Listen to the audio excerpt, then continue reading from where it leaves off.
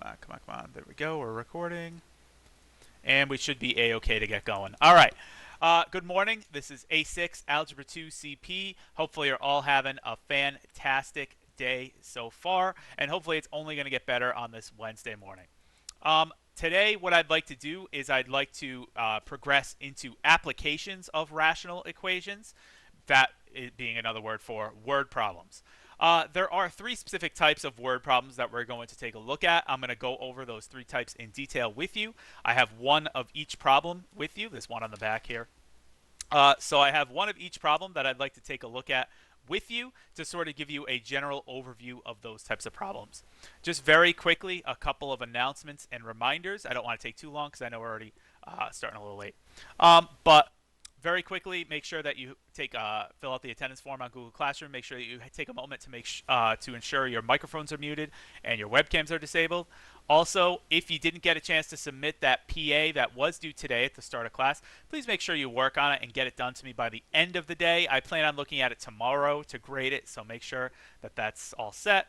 The previous PA is graded, is in Aspen. I'll make sure that answer key gets your way pretty soon so we can all be, we can all be caught up and we can all be confident going forward, hopefully. One other thing about this last PA that I want to mention, specifically for seniors that we have in this class. We have a couple resident seniors in Algebra 2. What I am going to do is we do have one last PA for the seniors that the seniors will be required to take. That PA will be on applications of rational equations, these word problems that we're going to cover. It will be due on Sunday night, and again, it will be the last assessment that seniors are going to be required to take. However, I am going to post it at the end of class today, or send it out in an email at the end of class today, just so that anyone, if they so desire, specifically seniors, but really anyone if they desire, can go ahead and get a head start on it if you want, so that you can kind of get your work done ahead of time and be like, all right, I'm kind of done with Algebra 2, closing the book on that. I think it's a nice little senior privilege that that's the case. We will be working on more word problems on Friday. So it's not like we're spending one day on word problems and I'm sending out a PA and we're moving on. I'm just sending out early as a little courtesy for the seniors specifically, but anyone can feel free to take advantage of the opportunity that want to get a head start on the PA and get it done early. All right, so that's really what it is. For everybody else, the non-seniors in here, we have juniors and sophomores. You guys will be having one final PA next week. So there will be one more. That'll make a total of 6 for you. And the seniors will have 5, ending with this one. All right, the PA next week is essentially going to be on, a little mini recap of all of the rational equations stuff that we've talked about during our period of distance learning. Okay, so there might be an equation, there might be a graph. I'll be sure to go over those again, and there'll be a word problem. All right, so that's pretty much what we're looking at. Other than that, I think we can go ahead and get started. We were talking just before class. I might as well say it on the recording because it's a super amazing thing that happened over the weekend.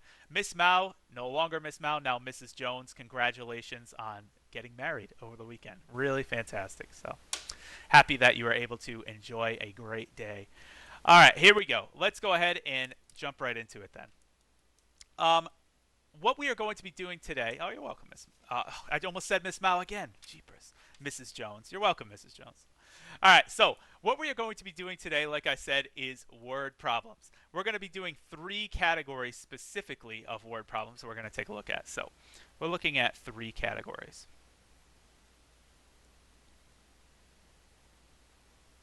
And I think all of these word problems are particularly important, not just because I'm a math teacher, but because these, number 1, actually use our skills of solving rational equations effectively, and number 2, they are prime time questions that you would see on any standardized assessment like the SAT or something along those lines. So that's why I think it's really important to actually talk about them in detail. They are problems that relate to real life as well. They're certainly problems that you could visualize coming up in a practical sense. Sometime when you do a word problem in a math class, believe me, I'm a math teacher, but I will fully admit that it's like Jimmy goes to the market and buys 50 cantaloupes. It's like, I don't really know if someone's going to the market to buy 50 cantaloupes. I don't think that's going to happen. But these word problems are actually realistic and can definitely apply to real life. So the three different categories of word problems that we'll be discussing are, first, problems that I like to refer to as distance, rate, and time problems. Okay? Distance, rate, and time problems. And distance, rate, and time problems are an application of what you may have covered in physics first. That being this, oh man, my pen's running out. Of course it is, right during the lesson, cheapers. It's all right, I have backup. This sort of relationship, throw that one away too. This sort of relationship, oh, we're in blue now, that's all right, that you may have covered in physics first. I know sometimes teachers use this helpful little diagram to say that if you have distance on top, rate, and time on the bottom, it's the relationship that the distance something travels is equal to the rate at which it travels times the amount of time it traveled for. Okay? In other words, distance is equal to rate times time. If someone drives at 3 miles an hour, I don't know why they would, but someone, let's say, walks at 3 miles an hour, and they walk for 5 hours, well, guess what? They traveled 15 miles. That's your 3 miles an hour times 5 hours. Okay? But from this formula, there isn't just this one version of the formula that exists. From this formula, we can extract two other variations to say that the rate at which something travels is the distance divided by the time. In other words, just divide both sides by t. Or the time that something takes to travel is equal to its distance divided by its rate. Okay? So you can see here that this is how these fractions show up. And depending on which information we're given, we're going to have to determine which one of these three variations that we want to use. Okay, and we want to focus on. So yes, it is one equation that we're really going to be paying attention to. But that one equation, that fact that distance equals rate times time, has three variants, the normal one and two others. Okay, specifically, you'll probably see these two most often because we are talking about rational equations.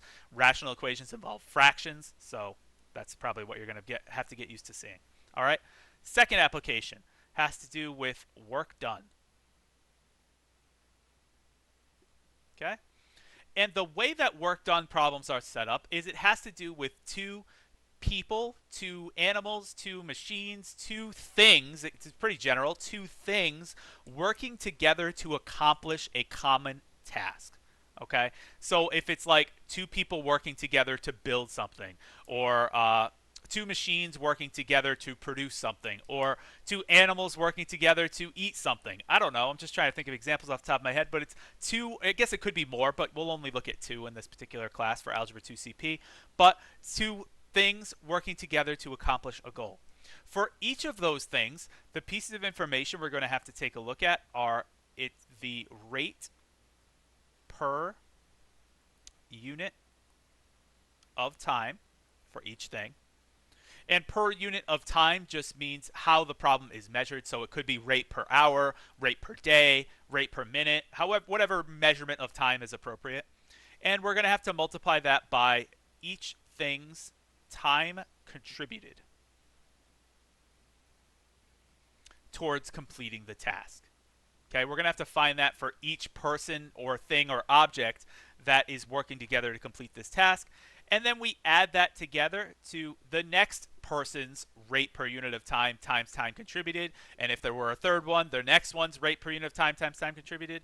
And all together, so we add all of these up for each person. Or for each, I should say for each entity working towards the goal.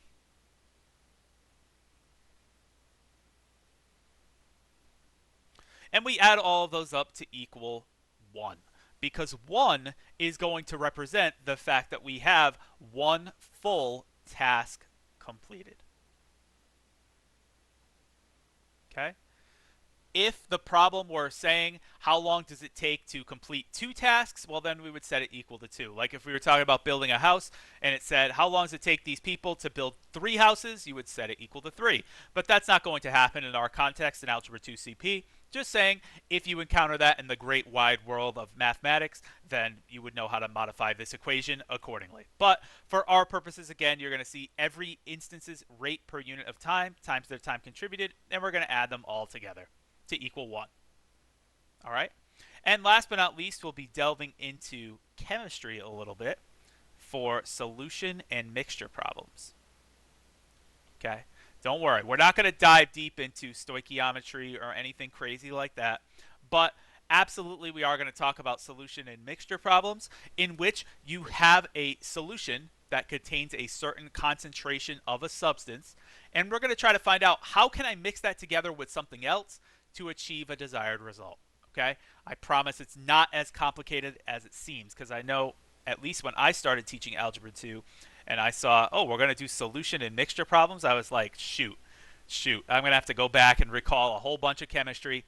Not the case. We're going to try to simplify it down to just the math components, where we take the first mixture plus the second mixture, and we result in the final mixture. All right? So that's just a little overview of the problem types that we're going to be looking at: a distance, rate, and time problem, a work done problem, and a solution mixture problem. It should be at least very apparent when you look at a specific problem and start to read that problem, which of these three problem types would match up accordingly with the different categories. For example, take a look at the very first problem that I have prepared for you. And by the way, on our Google Classroom page, I do have a typed version of this if you'd like to open a new tab and follow along. I just posted it before the start of class. So if you'd like to follow along, it's the same problem, but if you're having trouble reading it here, you can follow along with the typed version. But anyway, take a look at the first problem. It should be a very obvious connection as to which category this falls in. It says 2 cars drive at the same rate. One car drives 180 miles, the other drives 270 miles. If the first car drives for 2 less hours than the second, how long did each car drive for? I think it's very apparent that this is a distance, rate, and time problem, because that's the language that's showing up in this particular question. It's talking about driving. It's talking about rates. It's talking about even hours. It's talking about all that type of stuff, something that you might encounter in physics. So this is a distance, rate, and time problem. In any distance, rate, and time problem, it will always identify the fact that one of these three factors, either distance, rate, or time, is the same between these two things. And it says it right here in the first sentence. It says that 2 cars drive at the same rate. So what that translates to is the fact that the rate of the first car should be equal to the rate of the second car. Correct? The rate of the first car should equal the rate of the second car. Well, how do you find the rate? That goes back to our formula that we said right over here. The rate, just a modification of this little physics formula, is equal to the distance something travels divided by time. So it should make sense that the distance divided by time for the first car should equal the distance divided by time for the second car, because we just said this is the rate of the first car. The rate is distance divided by time, and that's the same as the second car. Okay, if you want to use a little subscript to differentiate them, like d sub 1, t sub 1, d sub 2, t sub 2, fine. Okay, not really necessary, but fine. So let's just try now to extract that information. That's how we can then build an equation that we can go forward and solve. So the distance of the first car is, it says it right here, 180 miles. The distance of the second car is 270 miles. That information is given to us pretty explicitly. It says now, if the first car drives for 2 less hours than the second. Well, 2 less hours than the second, how long did the second car drive for? The answer to that is we don't know. So we can represent that with an x, right? To say, well, how long did the second car drive for? I don't know the second car's time, so we can represent that with an x. But if the first car drove for 2 less hours than that, well then how long did the first car drive for? We can represent that with x minus 2. However many hours this is, this car drove for 2 less. And now all of a sudden, we have an equation that we can go forward and solve. Does anybody have a question up to this point?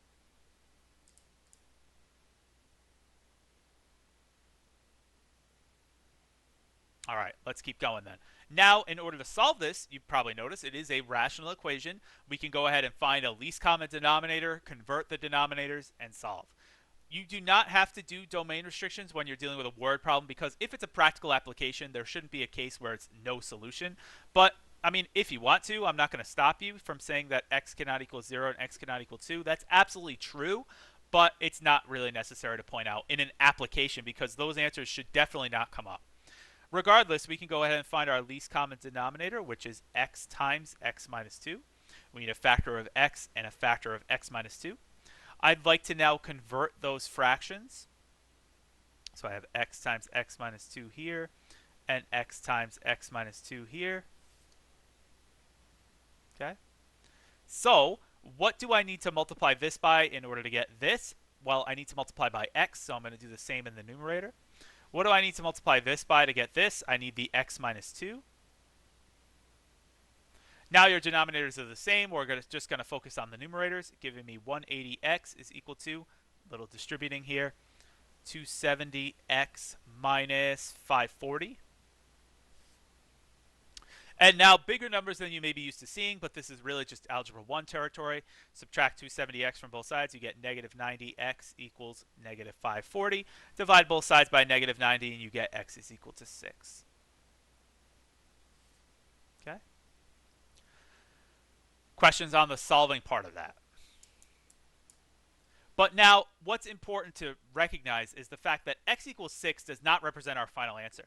The question is actually asking, how long did each car drive for? And if somebody asked you that, you wouldn't say, oh, x equals 6. That wouldn't be a satisfactory answer to that question. So you'd have to say, well, if x equals 6, then that means the first car drove for 4 hours and the second car drove for 6 hours. So it is important that you end this type of problem by saying car 1 drove for 4 hours and car 2 drove for 6 hours. In other words, answer the question that's being asked. And that's a very important thing. It's a common place where students make mistakes when they deal with word problems like this. Make sure you respond to the actual question that's being presented. Any other comment about a distance, rate, and time problem? It's a pretty typical distance, rate, and time problem. All right, let's take a look at our second word problem now. This is talking about work done. It says, it takes Gary's construction company 27 days to build a house. If Gary's construction company and Larry's construction company worked together, they could build the same house in 10 days. How long would it take Larry's construction company to build that same house alone? So this is a work done problem. It's two people working together to accomplish a common goal. That being said, I'm going to make a little chart to keep track of some information here. We have Gary's construction company. We have Larry's construction company. I'd like to keep track of their rate per unit of time for each one. In this particular problem, it's days. So I'm going to keep track of Gary's rate per day and Larry's rate per day, as well as their time contributed. So this problem starts off by saying it takes Gary's construction company 27 days to build a house. Think about this. If it takes 27 days to complete a task, right? How much of that task, therefore, gets completed in 1 day? And the answer to that is 1/27th of the task, assuming that you're working at a constant rate. Think about it. If it takes you 5 days to complete an assignment and you're working at a consistent rate, you're not procrastinating to the last minute, which I know none of you do anyway, you're all diligent students, but you're working at a consistent rate for 5 days, how much of that assignment gets completed each day? Well, if it takes 5 days total, 1/5 of the job would get done per day, right? If it takes you 7 days to drive somewhere and you're driving at a constant rate, well, then each day you get 1/7 of the way there, right? If you're going like cross country or something. The same exact logic applies here, where I'm saying it takes Gary's construction company 27 days to build the house. So each day, 1/27th of the task is getting completed. Okay, again, assuming you're working at a constant rate. time contributed for both of these guys is the same. It says if Gary's construction company and Larry's construction company work together, they could build the same house in 10 days. So if Gary contributes 10 days and Larry contributes 10 days, then this house gets built. Okay? Now we want to find Larry's construction company's rate per day. We don't know how many days it takes Larry to build the house, so we may be tempted to say this is X. But if it takes X days for Larry to build the house, then each day 1/x of the work is getting completed. Think about it. If it took him 5 days, it would be 1/5 of the task per day. If it took 7 days, it would be 1/7 of the task per day. If it takes X days, it's 1/x of the task per day, if that makes sense.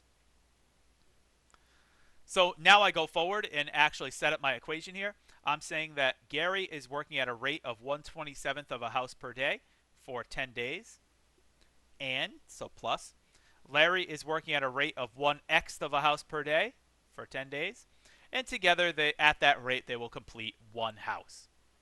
Okay? Keep in mind, just like I specified over here, it's the rate per unit of time times the time contributed for each thing working on the project, and then it equals one task completed. Does that make sense how we set that up?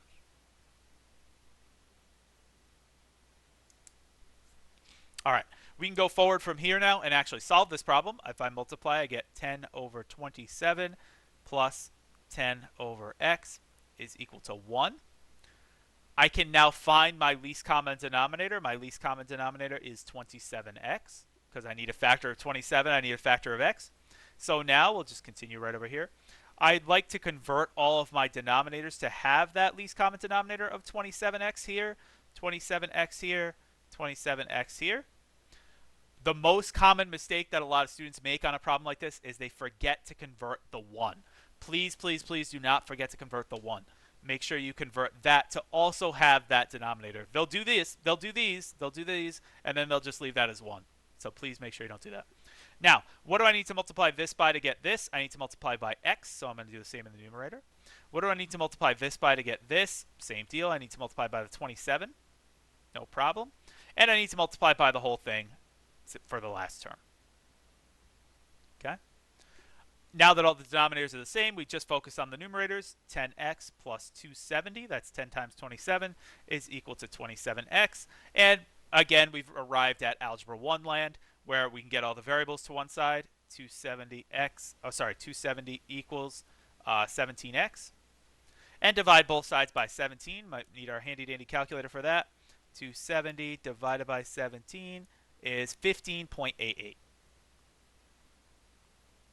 So that means that it would take Larry about 15.88 days, or approximately 16 days, to build the house alone.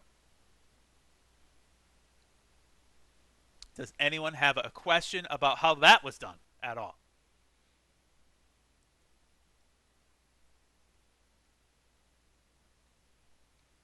Alrighty. One more type of word problem to go. I know we're right up against the time limit here, but I might ask you to just stay a minute or two extra. It's important that we get through this. So, solution mixture problem. What we're doing is we're essentially taking one mixture that we have.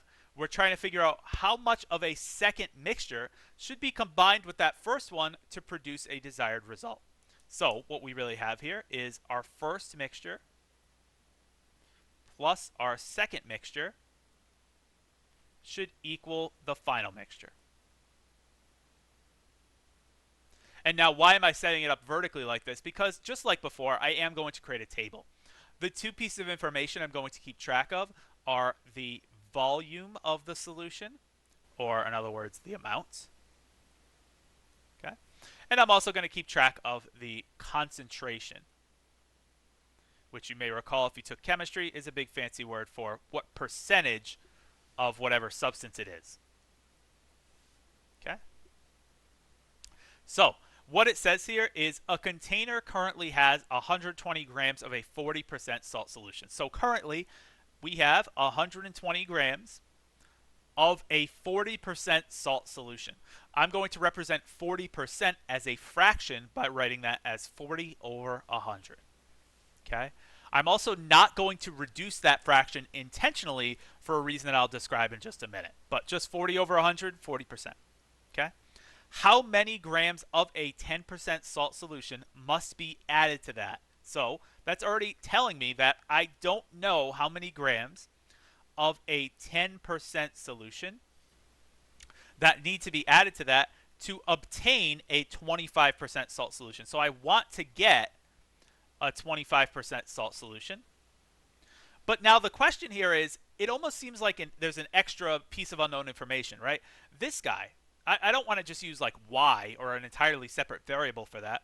I want to think about, well, how much is there going to be in this final mixture here if I'm taking 120 grams of this, x grams of this, and combining them together? Well, wouldn't it make sense that there's going to be 120 plus x grams of my final mixture? Think about it. If I said I need to take 120 grams of this and mix together 30 grams of this, well, then altogether I have 150 grams, right? That's my ending solution. Does that make sense to everybody? Okay, very good. Now I can go ahead and set this up in an equation, and I can say, well, I have 120 grams of a 40% salt solution, and I'm combining that with, so plus, x grams of a 10% salt solution. And I want to obtain, so I want that to equal 120 plus x grams of my 25% solution. Okay?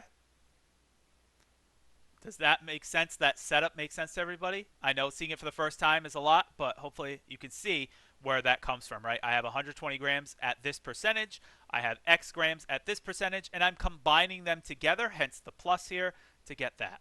Now I could just go ahead and multiply. We're going to do 120 times 40 here.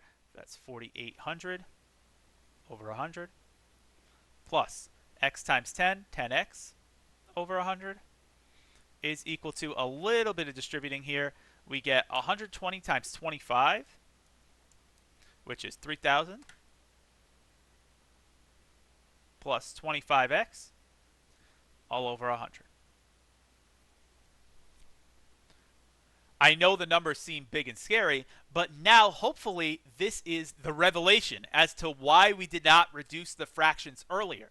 Notice that all of your denominators, because we left everything out of 100, I didn't change this to 2/5, I didn't change this to 1/10, I didn't change that to 1/4. All of your denominators are now the same. And the fact that all your denominators are now the same means they can effectively be ignored, and we can just focus on solving the numerator. Gives us 4,800 plus 10x is equal to 3,000 plus 25x. And once again, we've arrived at Algebra 1 territory, where I'm going to get all my variables to one side. I'm going to get all my constants to one side. So we're subtracting 10x over to the right. We're subtracting 3,000 over to the left. It gives me 1,800 is equal to, let's see, 15x. And if we do very quickly, 1,800 divided by 15, I get, nope, I did times 15, jeepers. Divided by 15, 120. So that means we need to add 120 grams of that solution. Which, if you notice, by the way, is the same exact amount that we started with, because 25% is directly in the middle of 40% and 10%, right? So they're both 15% away, if you think of it on a number line. So you'd have to add an equal amount to sort of even it out to the middle, which is kind of cool. It's kind of cool that the math verifies the logic. All right? So that's all I have for today. Just a quick little recap. We did cover 3 categories of word problems today: distance, rate, and time, work done, and solution mixture. All right.